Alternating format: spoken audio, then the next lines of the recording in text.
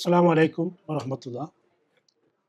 അൽഹംദുലില്ലാ വസ്സലാത്തു വസ്സലാമു അലാ റസൂലില്ലാ. സൂറ അൽ ഫീലാണ് ഇന്ന് നമ്മൾ വിശകലനം ചെയ്യുന്നത്. അൽ ഫീൽ എന്ന് പറഞ്ഞാൽ ആന എന്നുള്ളതാണ്. ആനയുമായി വന്ന ഒരു സൈന്യത്തെ സംബന്ധിച്ചുള്ള കാര്യങ്ങൾ പരാമർശിക്കുന്നത് കൊണ്ടാണ് ആനപ്പട എന്ന അർത്ഥം വരുന്ന സൂറ അൽ ഫീൽ എന്നീ സൂറയ്ക്ക് പേര് നൽകപ്പെട്ടിട്ടുള്ളത്. മക്കിയായ ഈ സൂറയിൽ 5 സൂക്തങ്ങളാണ് അടങ്ങുന്നത്. മക്കയിൽ കുടികൊണ്ടിരുന്ന അറബികളെല്ലാം വളരെ ആദരപൂർവ്വം കണ്ടിരുന്ന വിശുദ്ധ കാബ പൊളിച്ചു നീക്കാൻ വേണ്ടി തയ്യാറെടുത്തു വന്ന ഒരു ആനപ്പടയെ അള്ളാഹു കഠിനമായി ശിക്ഷിച്ച് പരാജയപ്പെടുത്തുകയും ഖുറൈശികളെയും മക്ക നിവാസികളെയും രക്ഷപ്പെടുത്തുകയും ചെയ്ത ചരിത്രപ്രസിദ്ധമായ സംഭവമാണ് ഈ സൂറയുടെ പ്രതിപാദ്യം. എല്ലാ ശക്തിയും സംഭരിച്ചു വന്ന ഒരു സൈന്യത്തെ എങ്ങനെയാണ് കൈകാര്യം ചെയ്തതെന്ന് പഠിക്കാൻ ആഹ്വാനം ചെയ്യുന്നു. അതിലടങ്ങിയ ദൈവിക ശക്തിയെ അനുസ്മരിപ്പിക്കുകയും ചെയ്യുന്നു. ഈ സംഭവത്തിന് ദൃക്സാക്ഷികളായവരോ കേട്ടറിഞ്ഞവരോ ആയ എല്ലാവരെയും അത് ഓർമ്മിപ്പിക്കുന്നു. അബിസീനിയൻ ചക്രവർത്തിയായിരുന്ന നജ്ജാഷിയുടെ കീഴിൽ അറേബ്യൻ ഉപദ്വീപിൻ്റെ തെക്കുഭാഗത്ത് സ്ഥിതി ചെയ്യുന്ന യമനിലെ ഗവർണറായിരുന്നു അബ്രഹത്ത്. ഇയാൾ ക്രമേണയായി യമനിൽ പരമാധികാരമുള്ള രാജാവായി മാറി. എങ്കിലും അബിസീനിയൻ ചക്രവർത്തിയുടെ നാമമാത്ര മേൽക്കോയ്മ അംഗീകരിച്ചിരുന്നു. യമനിൽ സ്വന്തം അധികാരം ഭദ്രമാക്കിയ ശേഷം അറേബ്യയിൽ ക്രിസ്തുമതം പ്രചരിപ്പിക്കാനും റോമൻ അധിനിവിഷ്ട പ്രദേശങ്ങളും പൗരസ്ത്യ നാടുകളും തമ്മിലുള്ള വ്യാപാരത്തിൻ്റെ നിയന്ത്രണം പിടിച്ചെടുക്കാനുമായി അദ്ദേഹത്തിൻ്റെ ശ്രമം. അതിനായി യമനിൻ്റെ തലസ്ഥാനമായ സൊൻആയിൽ ഗംഭീരമായൊരു ചർച്ച് പണിതു. ചരിത്രകാരനായ മുഹമ്മദ് ബിൻ ഇസ്ഹാഖ് എഴുതുന്നു, അതിൻ്റെ പണി പൂർത്തിയായപ്പോൾ അബ്രഹത്ത് അബിസീനിയൻ ചക്രവർത്തിക്ക് എഴുതി, അറബികളുടെ തീർത്ഥാടനം ഞാൻ കഅബയിൽ നിന്ന് ഈ ചർച്ചിലേക്ക് മാറ്റുക തന്നെ ചെയ്യും. ഈ നടപടിയുടെ ലക്ഷ്യം അറബികൾ ആക്രമിക്കാനും കഅബ നശിപ്പിക്കാനും പറ്റിയ ഒരു കാരണം കിട്ടത്തക്കവണ്ണം അറബികളെ പ്രകോപിതരാക്കുകയായിരുന്നു.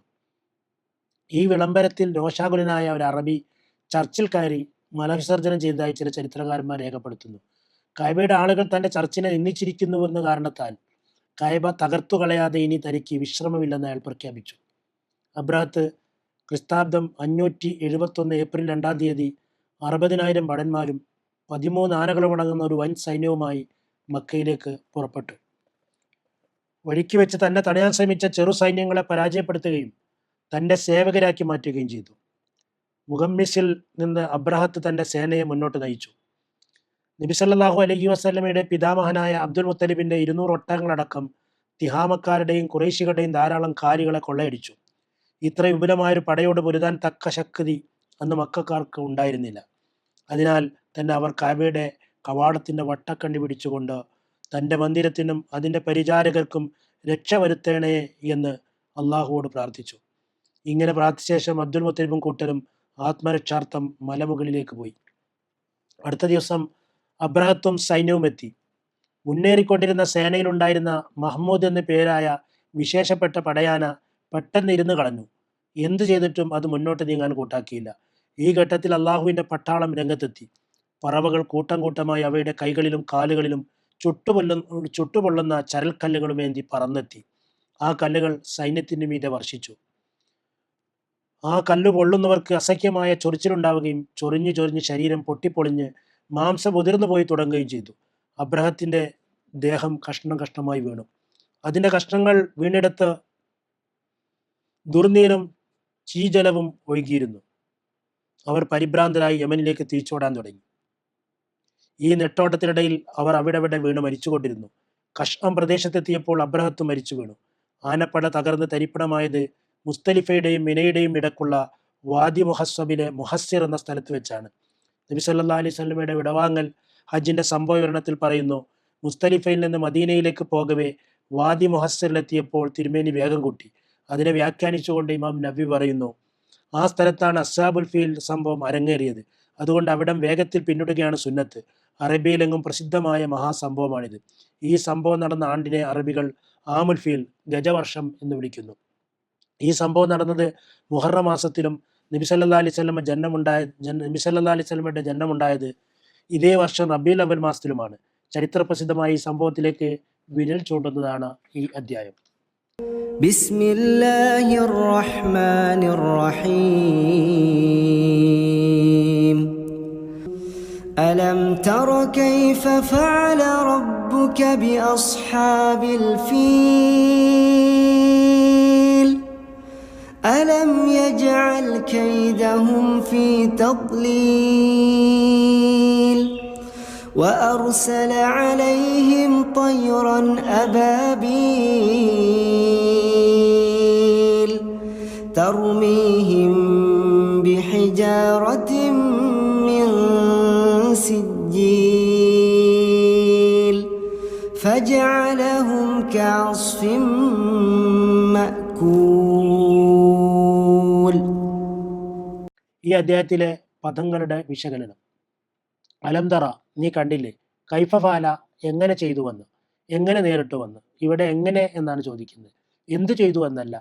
അപ്പോൾ ചെയ്തത് വളരെ വലിയ സൈന്യത്തെ വളരെ നിസ്സാരമായ രീതിയിലാണ് കൈകാര്യം ചെയ്തത് എന്ന സൂചന അതിലുണ്ട്.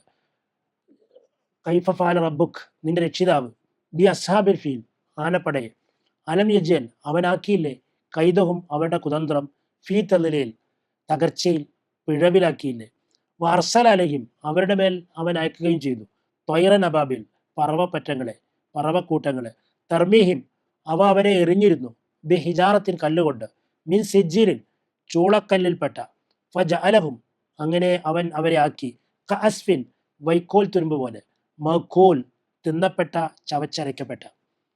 ഇതാണ് ഇതിലുള്ള പദങ്ങളുടെ അർത്ഥം. അലന്തറ എന്ന വാക്യഖണ്ഡത്തിന്റെ വിശകലനത്തിൽ ഇമാം ഖുർത്തുബി പറഞ്ഞിട്ടുള്ള ഒരു കാര്യം ശ്രദ്ധേയമാണ്. ഇവിടെ അഭിമുഖീകരണം നേരിട്ട് നബിയോടാണെങ്കിലും അത് പൊതുവായി ഉദ്ദേശിച്ചുകൊണ്ടുള്ളതാണ്. അതായത് എவ்விதമാണ് ഞാൻ ആനപ്പടയെ കൈകാര്യം ചെയ്തതെന്ന് നിങ്ങൾ മനസ്സിലാക്കിയിട്ടില്ലേ. തഫ്സീർ ഖുർത്തുബി 20:108. അബാബിൽ എന്ന പദത്തെ പറ്റിയുള്ള വിശകലനം മാവർദി രേഖപ്പെടുത്തിയിട്ടുള്ളത്. അബാബിൽ എന്ന പദപ്രയോഗത്തെ സംബന്ധിച്ച് 5 അഭിപ്രായങ്ങളുണ്ട്. ഒന്ന്, ധാരാളം എന്നതാണ് അതിൻ്റെ ആശയം. മറ്റൊന്ന്, ഒന്നിൻ്റെ പിറകെ മറ്റൊന്ന് എന്ന നിലക്ക് തുടരെ തുടരെ വരുന്നത് എന്നതാണ് ആശയം. മൂന്നാമത്, പലയിടത്തു നിന്നായി വരുന്ന ഭിന്ന സംഘങ്ങൾ എന്ന അർത്ഥകൽപ്പനയാണ്. നാലാമത്തേത്, വർണ്ണ വൈവിധ്യമുള്ളത് എന്നാണ്. അഞ്ചാമത്തേത്, ഒരു സംഘത്തിന്റെ പിന്നാലെ മറ്റൊരു സംഘം എന്നാണ്. ഭാഷാ പണ്ഡിതന്മാർ അബാബിൽ എന്ന വാക്കിന് തത്സ്വരൂപത്തിൽ നിന്ന് തന്നെ ഏകവചനമുണ്ടോ എന്നതിലും ഭിന്നാഭിപ്രായം രേഖപ്പെടുത്തിയിട്ടുണ്ട്. അതിൽ ചിലരെ അതിന് ഏകവചനം ഉണ്ട് എന്ന് പറഞ്ഞിട്ടുണ്ട്, ചിലർ അതിന് ഏകവചനം ഇല്ല എന്നും പറഞ്ഞിട്ടുണ്ട്. ഈ കാര്യങ്ങളെല്ലാം അന്നൊക്കത്ത് വല്ല ഉയൂനിൽ രേഖപ്പെടുത്തിയിട്ടുണ്ട്.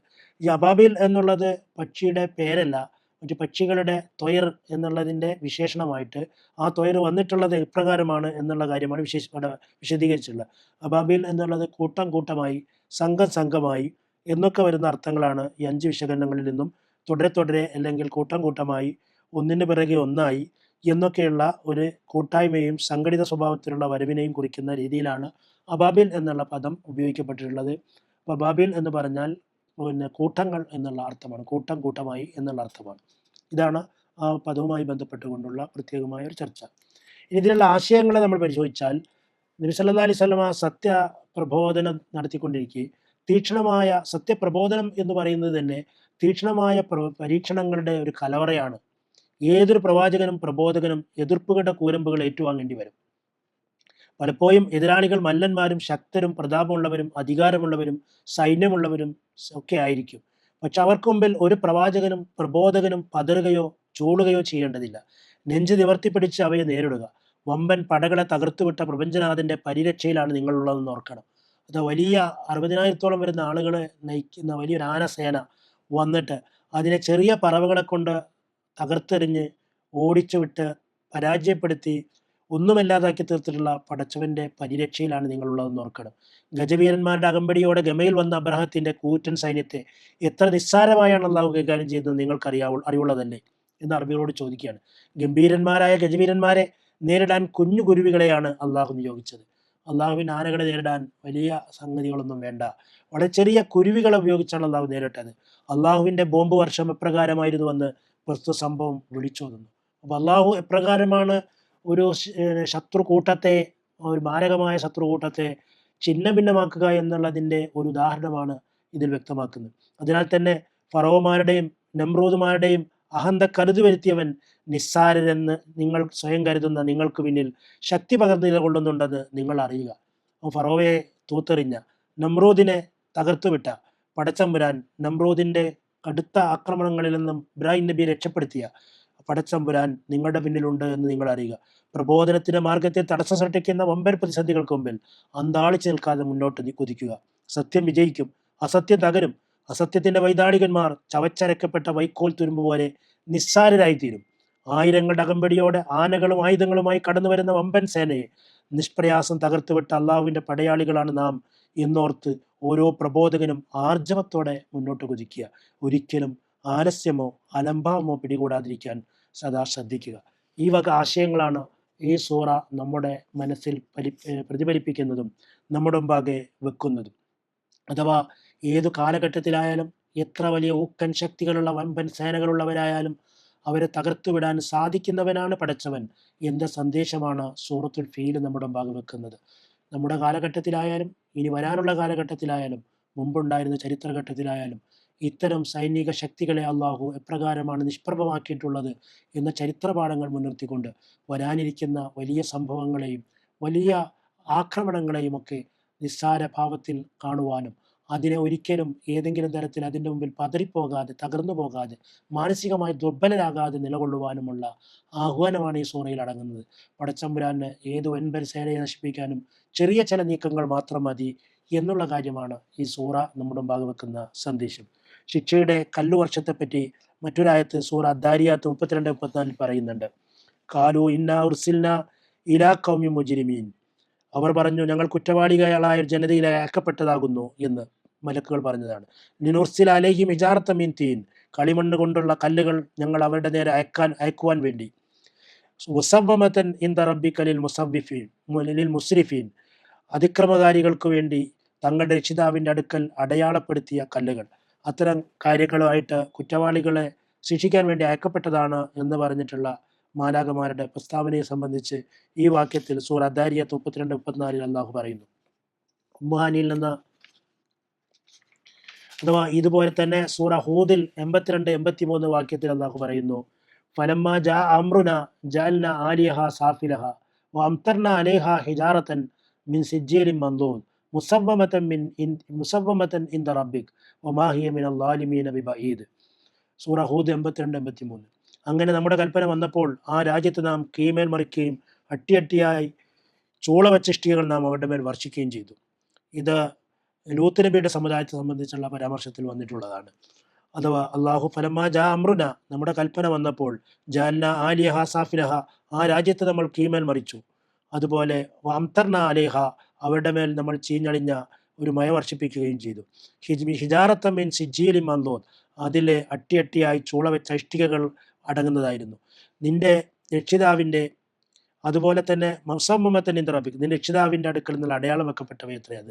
വമാ ഹിയ മിനൽ ളാലിമീന ബിബഈദ്, ഇത് ഈ അക്രമകാരികളിൽ നിന്ന് ഈ സ്ഥലം വിദൂരത്തല്ലല്ലോ എന്ന് അള്ളാഹു പറയുന്നു. അപ്പോൾ ഇങ്ങനെ അത് ഈ അക്രമകാരികളിൽ നിന്നും അകലെയല്ല എന്നും കൂടി പരാമർശിക്കുന്നു. അപ്പോൾ അതുകൊണ്ട് ഏത് അക്രമകാരികളായാലും അധാർമികതയുടെ അങ്ങേയറ്റമെത്തിയ ലൂത്ത് നബിയുടെ സമുദായത്തെ നശിപ്പിച്ചതിനെ പറ്റിയും മറ്റു പലരെയും നശിപ്പിച്ചതിനെ പറ്റിയും അള്ളാഹു ഇപ്രകാരം ഇതിനോട് ചേർത്ത് പറയുന്ന കാര്യങ്ങൾ നമുക്ക് വെച്ച് മനസ്സിലാക്കാവുന്നതാണ്. സത്യനിഷേധികളുടെ തന്ത്രം ബലഹീനമാണെന്നും ഖുർആനിൽ അള്ളാഹു പ്രഖ്യാപിക്കുന്നു. അൻഫാൽ 18 പറയുന്നു, ദാലിക്കും വഅന്നല്ലാഹ മോഹിനു കൈദിൽ കാഫിരീൻ. അതാണ് കാര്യം. സത്യനിഷേധികളുടെ തന്ത്രത്തെ അള്ളാഹു ബലഹീനമാക്കുക തന്നെ ചെയ്യുന്നതുമാണ്. മോഹിനാക്കും, മോഹിനു കൈദിൽ കാഫിരീൻ. സത്യനിഷേധികളുടെ തന്ത്രത്തെ നിഷ്ഫലമാക്കുന്ന ബലഹീനമാക്കുന്നവനാണ് അള്ളാഹു എന്ന് പറഞ്ഞിരിക്കുന്നു. അപ്പോൾ എത്ര വലിയ ശക്തനായിരുന്നാലും അവനെ ബലഹീനനാക്കാൻ അള്ളാഹുവിന് സാധിക്കും. വ ഉംലീലഹും, അതുപോലെ തന്നെ അവർക്ക് ഞാൻ ഇട കൊടുക്കുകയും ചെയ്യും. ഇന്ന കൈദി മതീൻ, എന്നാൽ അവർ ആ സമയം കിട്ടുമ്പോൾ അവർ അഹങ്കാരത്തോടുകൂടി ഞങ്ങൾ വിജയിച്ചു മുന്നേറുകയാണ്, ഞങ്ങളുടെ തന്ത്രങ്ങളെല്ലാം വിജയിക്കുകയാണ് എന്നവർ വിചാരിക്കേണ്ട. തീർച്ചയായും ഇന്ന കൈദി മതീൻ, തീർച്ചയായും എൻ്റെ തന്ത്രം സുശക്തമാണ്, അത് പിന്നാലെ വരാനുണ്ട്, അത് പിടികൂടുക തന്നെ ചെയ്യും എന്ന് സൂറ ആറാഫ് 183 വാക്യത്തിലും അല്ലാഹു പറയുന്നു. ഈ സംഭവങ്ങളുടെ എല്ലാം യഥാർത്ഥത്തിലുള്ള ഒരു ചരിത്ര സംഭവത്തെ ദൃഷ്ടാന്തവൽക്കരിച്ചുകൊണ്ട് സൂറ ഫീലിലൂടെ അല്ലാഹു ആ കാലഘട്ടത്തിലുണ്ടായിരുന്ന ആളുകളെ അഥവാ അബ്രഹത്തിൻ്റെ സേനയെ എപ്രകാരമാണ് കൈകാര്യം ചെയ്തത് എന്ന പാഠത്തിലൂടെ ലോകമെങ്ങുമുള്ള എക്കാലത്തുമുള്ള വിശ്വാസികൾക്ക് ഇത്തരത്തിലുള്ള കുതന്ത്രക്കാരും കുശാഗ്രബുദ്ധികളുമായിട്ടുള്ള എതിരാളികളെ എത്ര നിസ്സാരമായ രീതിയിലാണ് അള്ളാഹു കൈകാര്യം ചെയ്യുക എന്നുള്ള സന്ദേശം നൽകുന്നതിലൂടെ വിശ്വാസികൾക്ക് മനോദാർഢ്യതയും ശക്തിയും പകരുക എന്നുള്ളതാണ് ഈ സൂറയുടെ ആശയ അനുവർത്തനങ്ങളിൽ അടങ്ങുന്നത്. അതിനാൽ തന്നെ ഈ സൂറയുടെ ആശയങ്ങൾ മനസ്സിലാക്കി ഏത് തരത്തിലുള്ള പ്രതികൂല സാഹചര്യങ്ങളിലും ശക്തമായ മാനസിക ദാർഢ്യതയോടുകൂടെ പടച്ചവൻ്റെ സഹായത്തിൽ ഉറച്ച മനസ്ഥിതി ഉറപ്പിച്ചുകൊണ്ട് മുന്നോട്ട് പോകാൻ നാം എല്ലാം പരിശ്രമിക്കുക. അള്ളാഹു അതിനുള്ള തൗഫീഖ് നൽകി നമ്മെ അനുഗ്രഹിക്കുമാറാകട്ടെ.